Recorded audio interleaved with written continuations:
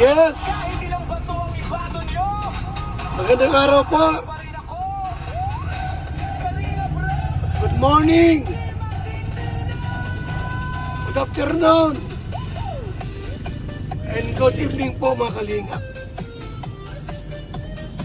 Ngayon pong araw na ito,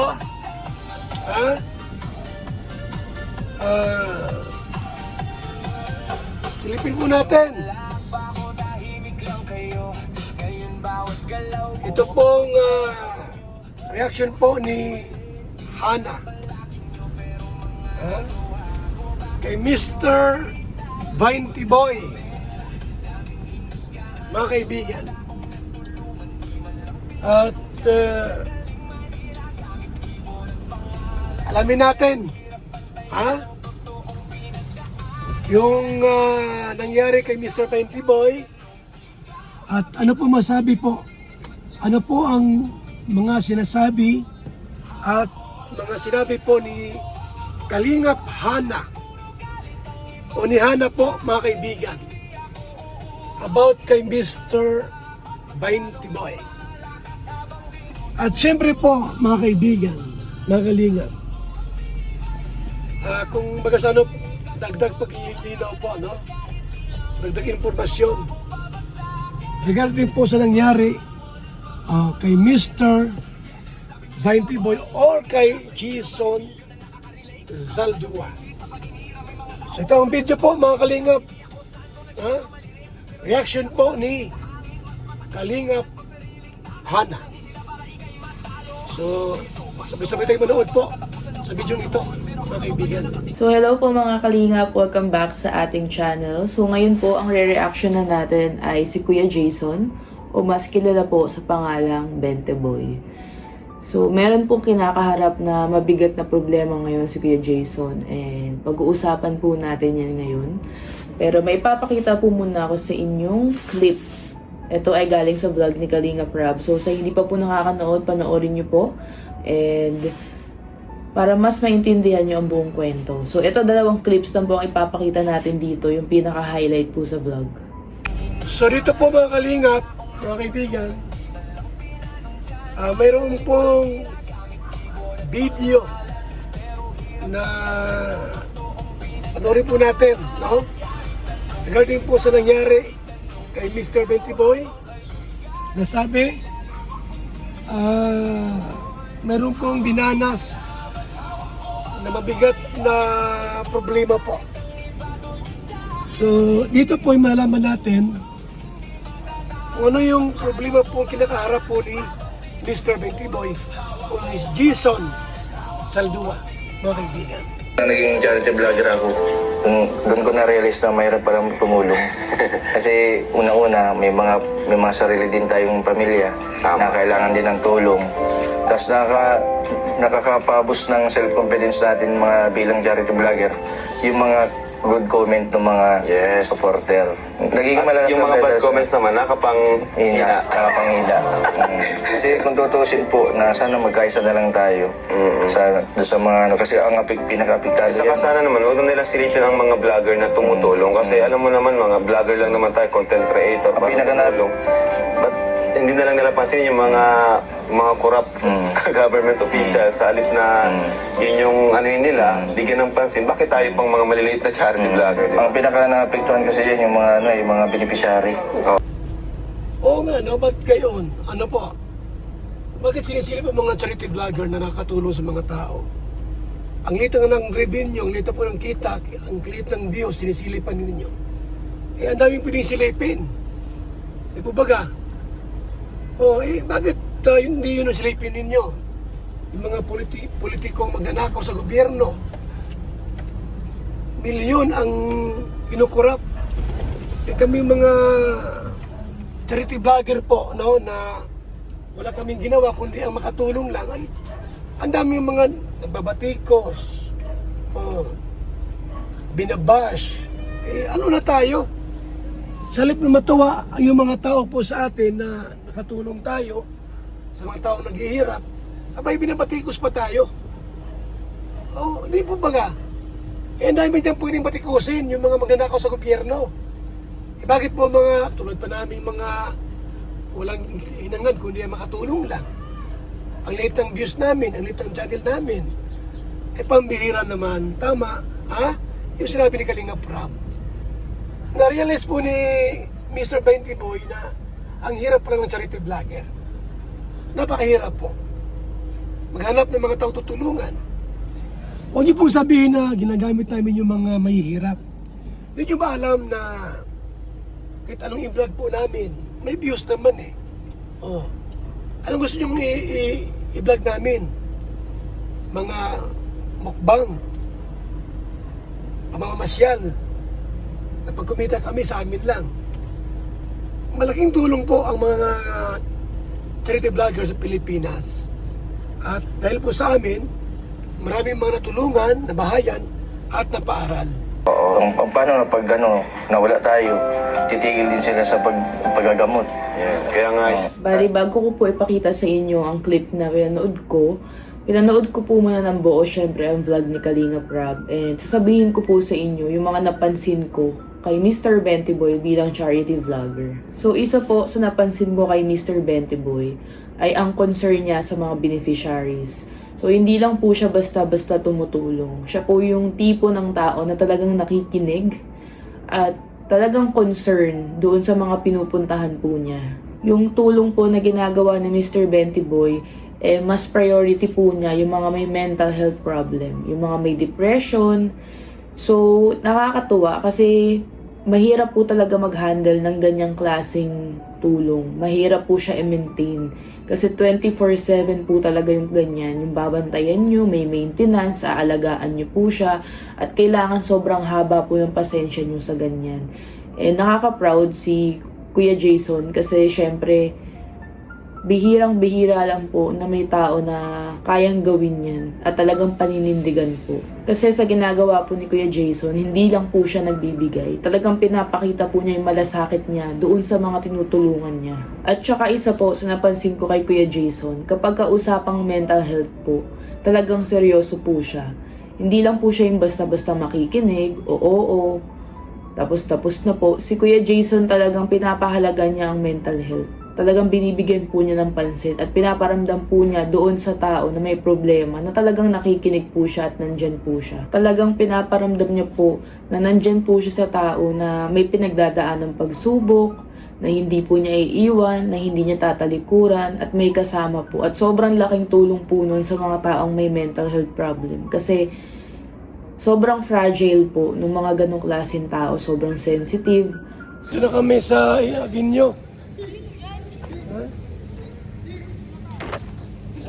Sino kami sa Aguinyo po ng birthday ni Jackson.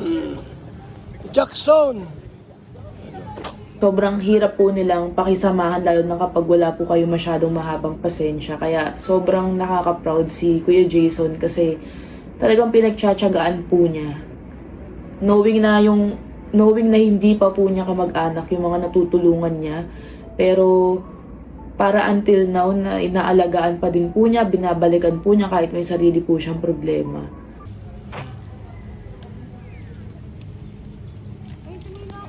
Ayos. Hindi naman pang model yan. Ano ba? Dapat ganyanin mo, may ano. Wala yun ano.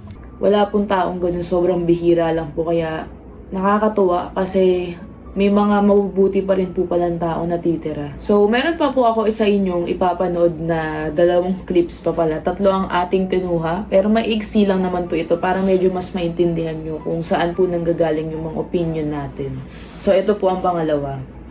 Doon, sinaman ko man si yung anak ko sa Naga. Kinuha ko yung result ng biopsy. Hindi ko ni-expect na gano'n yung magiging resulta. Sa ganong sitwasyon na magkakaroon siya ng cancer, stage 3. grabe. Ito mo lang naalaman? Nalaman. Kaya yung nabigla ako kasi malakas kasi yun grabe din yung sa trabaho. Stage 3 Stage 3. 3B. Sa ovary. Tapos, napalo nga ako dun sa post ng anak ko na sabi ng anak ko, Kasi ma-undergo siya ngayon ngayong week. As soon as possible daw, kailangan mag-graduation.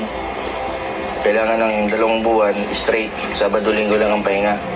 Kailangan dun mag-stay sa Naga. Ang sabi nung anak ko sa okay lang mami na mawala ka sa amin 2 buwan, wag lang habang buhay. Tinawa man ako kasi siyempre nanay yun ang anak ko. Kailangan kong gumawa ng paraan para matulungan. Kaya yun lang inalo ko yung mabakasakala ko yung lote, yung lupa ko na katatapos ko lang pati bayaran yun sa San Jose para maitulong ko dun sa... So, ayun po mga kalingap, sa mga hindi pa po nakakanood nitong vlog, si Kuya Jason ay lumapit kay Kalingap Rab para humingi po ng tulong.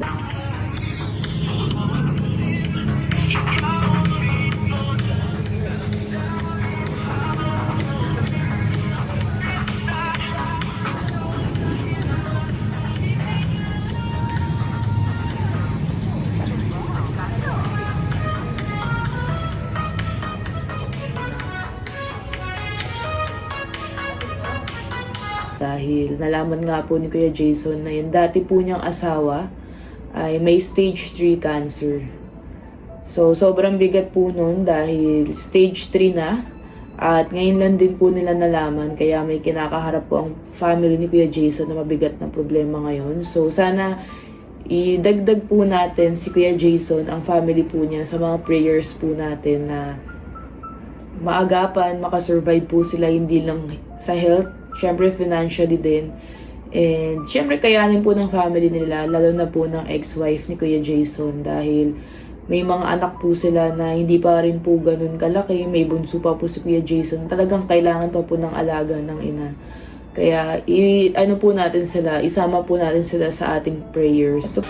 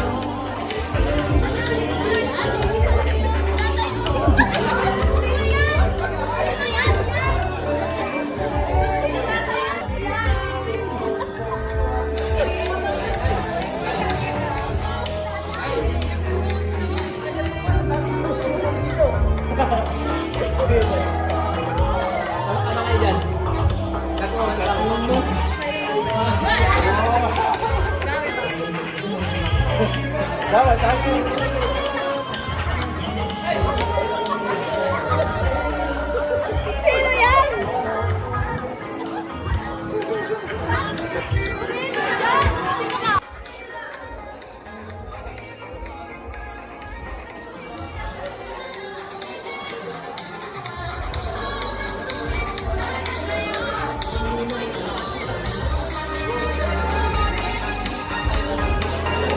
Hirap ako magbuntis, pero dahil sa BSM, Kalingap Kape, ngayon, nabubuntis na ako. Kami mga OFW, laging pagod sa trabaho. Pero dahil sa BSM Kalingap Kape, meron kaming energy. Ayan mga kalingap, mag-BSM kape na kayo. Alam niyo mga kalingap, bilang isang OFW dito sa Hong Kong, bilang driver, lagi akong umiinom ng kape bago pumasok ng trabaho. Parating gising at laging alerto, lalo-lalo na pag ikaw ay nagdadrive. Kaya mag-BSM kape na kayo mga kalingap. Dahil sa BSM kape mga kalingap, ang inyong diwa ay laging buhay. BSM Kalingap Kape, ang kape na may puso. BSM Kalingap Kape, ang paboritong kape naming mga OFW dito sa Macau. BSM Kape, ang kapeng may puso. Mga Kalingap, ito po yung BSM Kalingap Kape, ang kapeng may puso. I-try nyo po, talagang ang sarap. Bay Abal po, shout out mga Kalingap. BSM Kalingap Kape, ang kapeng may puso. Kalingap Kape, masarap, sustansya, at Grabe, ang benepisyo po sa katawan po itong mga kalingap. Kaya bili na kayo ng BSM Cafe. Napakasarap po. So, best friend Kalingap Kape, masarap and masustansya at maganda to sa katawan, no? Pampalusog. At ito yung kape ninyo tuwing umaga, maganda to sa kalusugan natin. Mga kalingap, may gusto lang po akong introduce sa inyo. BSM Kalingap Cafe. Sobrang laking tulong po nito sa kalusugan and marami pang iba. So sana guys, supportahan nyo, makakatulong yun sa health niyo. And syempre, supportan natin si Kuya Val Santos. Sobrang sarap, sobrang healthy. So saan ka pa? Tara guys!